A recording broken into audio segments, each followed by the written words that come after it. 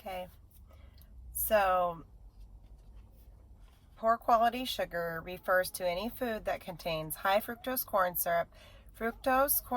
syrup, corn syrup, regular corn syrup, white sugar, glucose, Florida crystals, or any artificial sweeteners.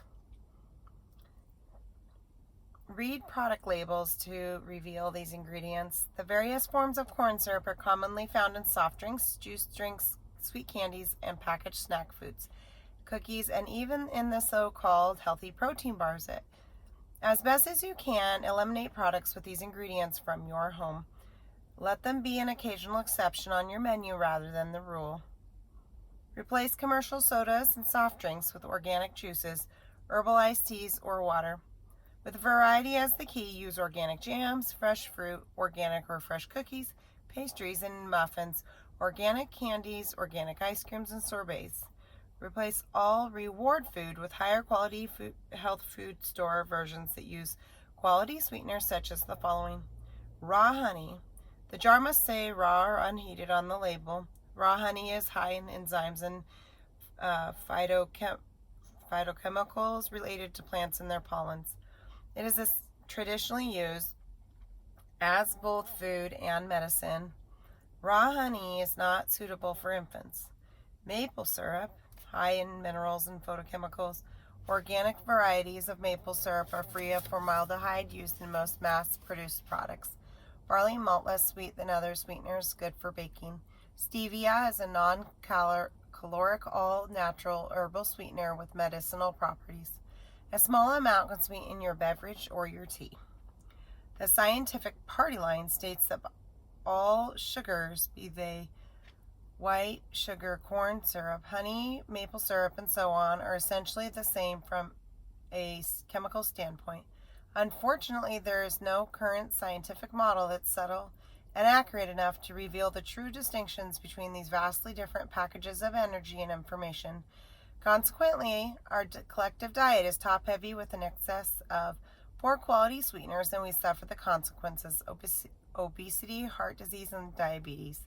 By the way, you might think that diet sodas and artificial sweeteners will help us lose weight because they contain no calories and no sugar to spike our insulin, but this isn't really the case. After 40 years of exposure to fake chemical sweeteners, not a single study has ever shown an even mildly convincing association between sugar substitutes and weight loss.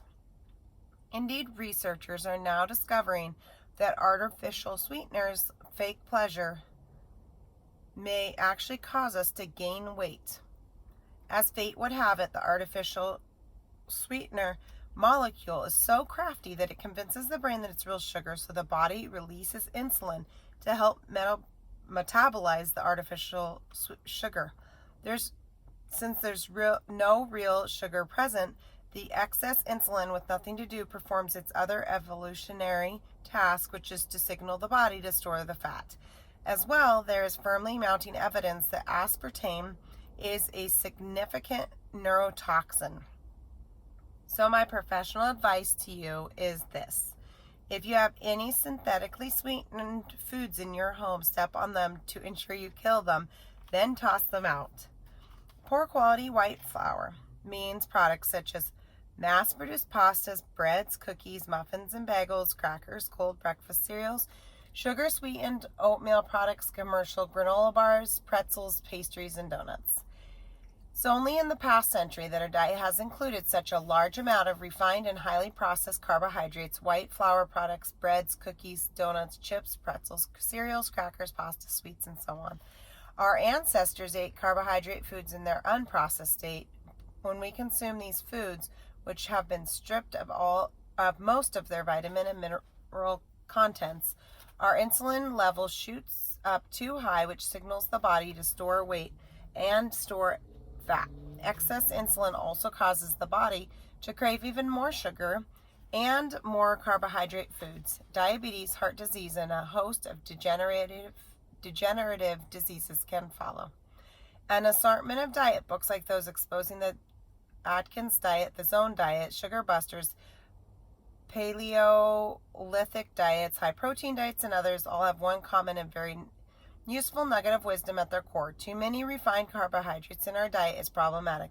So rather than concern yourself with the precise amount of carbohydrates your body scientifically needs, hint, no such assessment exists anyway, begin your exploration of the metabolic power of quality by including the carbohydrates that will have a quality story to tell and limiting or eliminating as best as you can those that don't.